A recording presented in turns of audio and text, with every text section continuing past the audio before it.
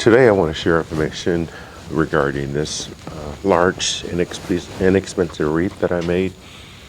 We have a gate across our driveway, and my wife wanted to put a wreath on it, and I looked at some of the local stores, and I could not find a wreath that was suitable for outdoor use, and also the ones that I found were probably the largest sizes I found was maybe 24 inches, and I needed something larger for the skate.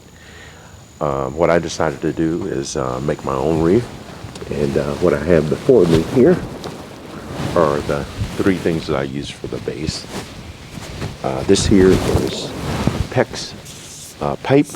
It's pretty flexible, and I originally tried this with PVC, and there was just too much pressure on it, and for the size that I needed, I purchased a 6-foot section of this PEX pipe, and then I also use this insulation here. This is just basically a pipe insulation. It has a hole in the center here.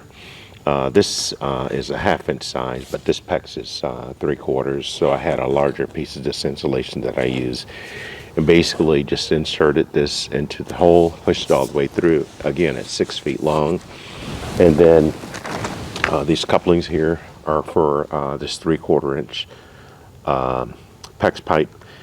And once I got this inside the pipe, again 6 feet long, I just bent this around and connected it, and used a coupling. And then once I connected it, I did tape the PEX pipe as well as this insulation pipe to bring it all together.